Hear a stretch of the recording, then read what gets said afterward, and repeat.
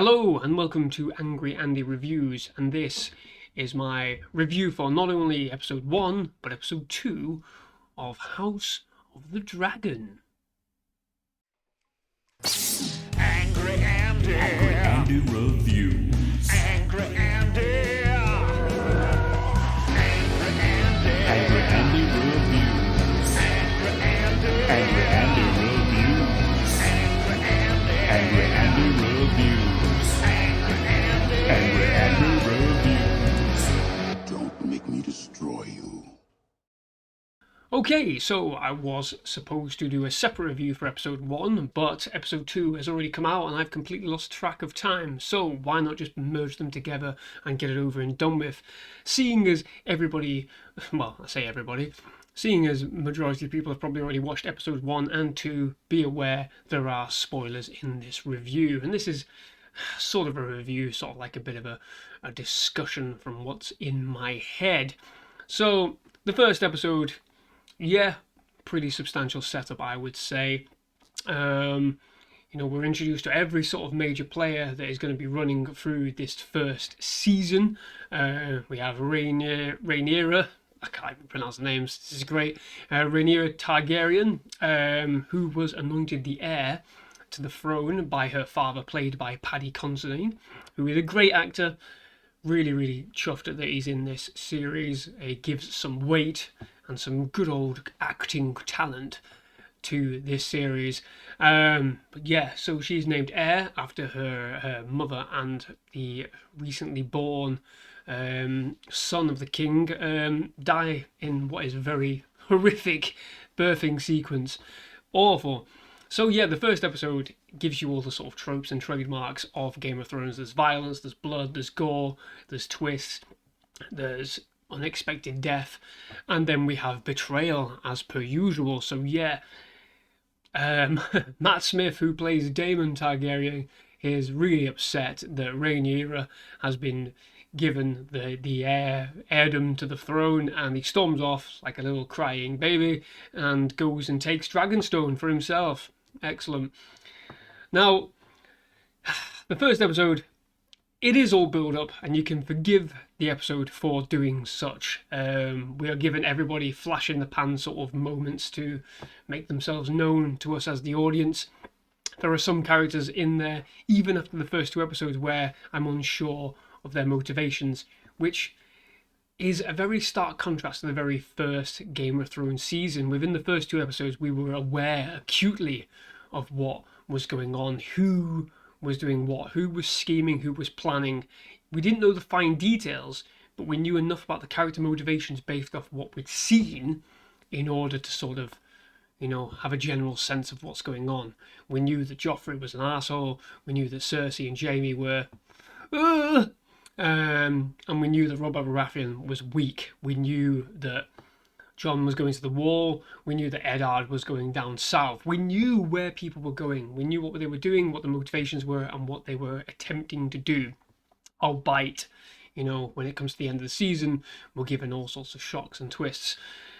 So far, going into this second episode, I don't feel like we have a full sense of who these characters are. They seem like caricatures at the moment.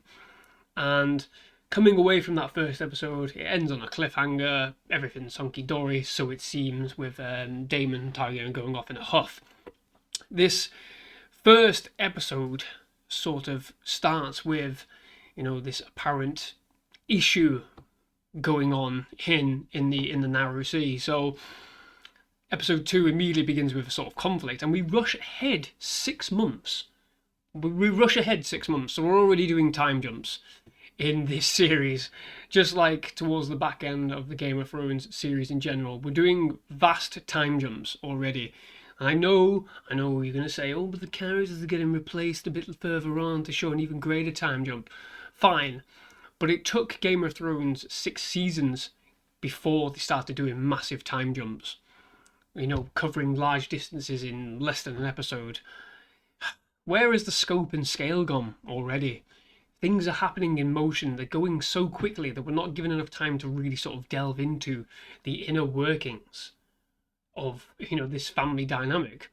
Already, the questions that I have about wanting the show to focus on the family, wanting the show to focus on, the inner workings of the family decisions, what it means to people, what they have to deal with on a daily basis. We're already skipping away from that.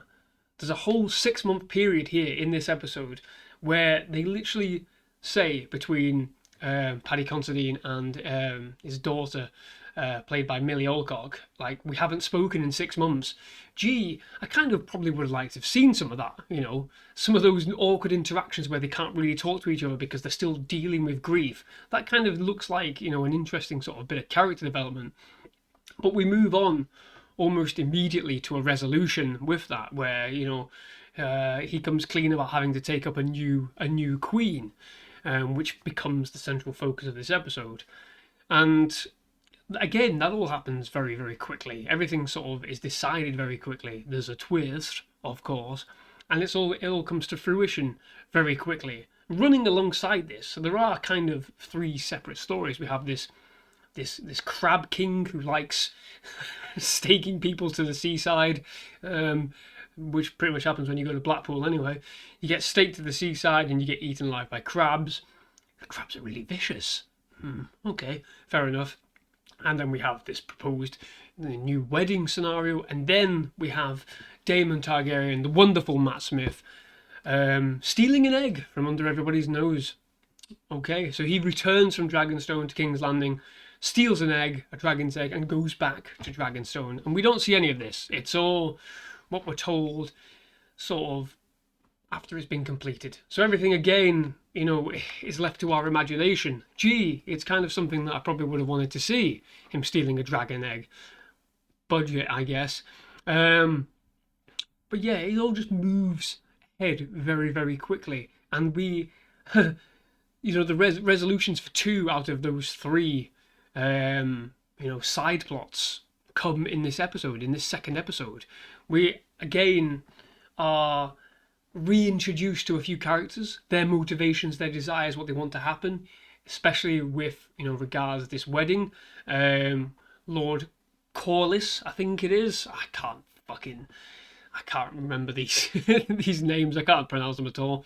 He wants everybody to sort of fight, these pirates or whatever they are. And he proposes a marriage with his young daughter, who is 12, to the recently bereaved king. I say recently, it's been 6 months, but sure.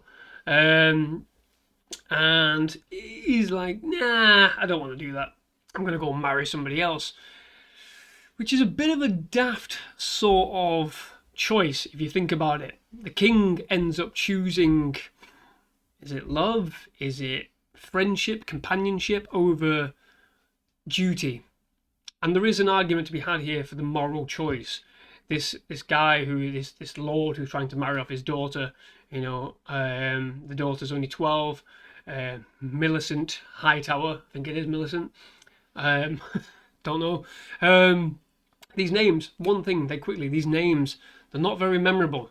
How quickly did we memorize all the names of the original characters from the first Game of Thrones season? Within the first episode, we knew the major players, we were into them, we remember the names. Here, struggling to remember the names or even care. But anyway, he opts to marry Millicent Hightower. So Rhys Ifans plays the Hand of the King in this episode. In the series, he is a Hightower man. So there is some probable scheming going on behind there. But again, we don't see anything of it. We see little flecks of potential where he's saying, when you go to the king tonight, be nice, and all this kind of stuff, because she kind of plays as like a confidant. But again, we don't really know too much about that either. Why is she there all the time? What is she doing? Is she there purely on her dad's behest? It points towards it by the reactions that she has with her father, but again, we're not really sure. Everything's happening in cloak and dagger still. Which, sure, is not a problem, but for someone who, really wants to be sold on this series, I'm struggling to feel invested when the character motivations aren't really there for me. But yeah, he opts to marry this Millicent instead, and things happen. Lord Corlys is very unhappy, and he goes to see Daemon at the end of the episode. But before that, when Daemon has stolen this egg, everything happens so quickly. That's why I feel like I'm rushing. I feel like I'm rushing because everything happens so quickly in this episode. Daemon steals this egg. The hand of the king, Lord Hightower, whatever his name is, Rhys Ifans, who goes to claim the egg back. There's almost bloodshed. Nothing happens. And then Rhaenyra turns up on her dragon, takes the egg, problem solved. There's no threat. There's no worry, there's no concern for any of these characters in play because they're all the central characters. They're all the central characters that are going to have further story arcs going forward. So immediately, we're undone in terms of what the original series sort of offered in the guise that no one is safe, everyone could possibly be killed. Here, I don't feel like it's that case. I feel like, you know, he stood there, everybody's got the swords drawn, no one's like, nothing's going to happen here. It's gonna simmer down or something else is going to happen where everybody manages to go home safe, which is exactly what happens. You know, if this show was probably bolder at this point, they probably would have killed Rhys Ifans immediately. But there, it's Rhys Ifans. He's a really good actor. You're not going to get rid of him in the second episode. So why have this situation so early on in the series, you know, whereby there's a confrontation immediately? It took us up until, I think it was, episode 4 or 5, maybe, before there was a standoff between Eddard Stark and Jaime Lannister, whereby all of Eddard Stark's men were killed. A shocking element. You know, it took us 5 episodes to get there. Where 2 episodes in, there's already a confrontation that amounts to nothing. I don't know. Maybe I'm thinking too much into it. But if this review sort of sounds a bit ramblish, then it's because I feel like the series is a bit rambly at the minute. I feel like there's so much going on, and yet there's so little going on. The dialogue is very thin, buzzwordy. They're saying things that don't really amount to much. They're complaining to each other without actually doing anything. And I suppose, in a way, that plays towards the part of the potential downfall of the king, Paddy Considine, going forward. You know, his errors, his lack of judgment, his, you know, need for companionship is going to overtake, you know, his ability to rule his kingdom. And Rhaenyra is probably going to, you know, resent everything because her best friend is now going to be married to her father. But there's a lot going on, and knowing full well that we're going to be doing a massive time jump going forward, I'm not entirely convinced that the storytelling in this show is where it needs to be at the moment. The characters are there. I think the characters are there purely based on performances. Matt Smith, Paddy Considine, Rhys Ifans, they are very solid. They're very good actors and they are fitting their roles at the moment. But going forward, what that means, I'm not entirely sure. We'll just have to see when the secondary cast comes in, or the main cast comes in when everybody's a little bit older. And I'm thinking Rhaenyra and Maleficent. Millicent. I think they've already been recast. I think there's it happens at some point in this first season. I don't know, but everything's happening so quickly, and that's why I feel like I'm a bit sort of out of sorts. I'm not really sure what to make of this series yet. There is that palpable sense of all the pieces being moved into place already, which is something that, you know, took a bit of time in the original Game of Thrones season 1. Traps are being set, double crosses are being planned already.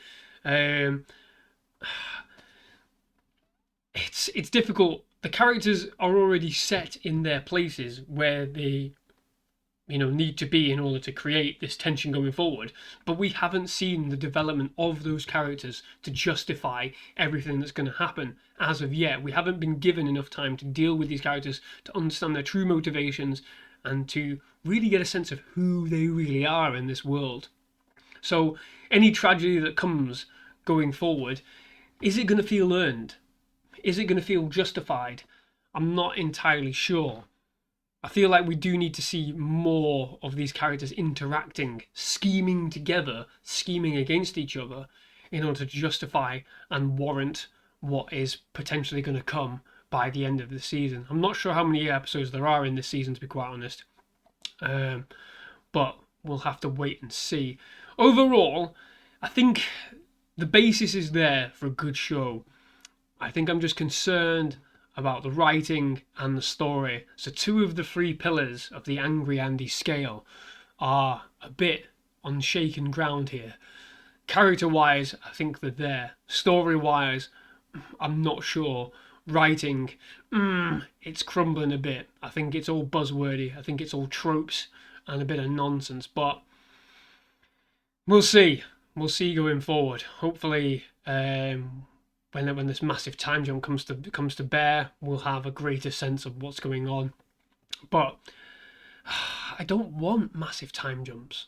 I want to focus in on the characters, the character drama, really get a sense of who they are going forward. It's what made the original Game of Thrones show so well done. The sheer fact that we didn't get any major battles for a few seasons, we focused in on the character drama, the betrayals, the low-level stuff before we went into all-out war. It seems like this show already, with this Crab King guy who's horribly scarred, another trope, a scarred villain, we're already pushing towards a major conflict there, whether Daemon's going to completely destroy this Crab King's fleet, or whether there's going to be a war declared and we're going to see a major battle.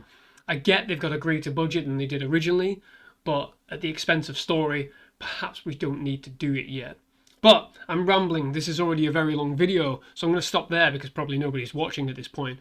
So, the first 2 episodes of this season, House of the Dragon, are going to be a solid 7 out of 10 for me.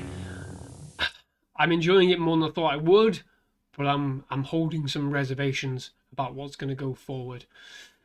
I will do another review next week. I'll be doing it episodically, hopefully, unless I miss one due to other commitments. But rest assured, I am watching and I am waiting to see what you do.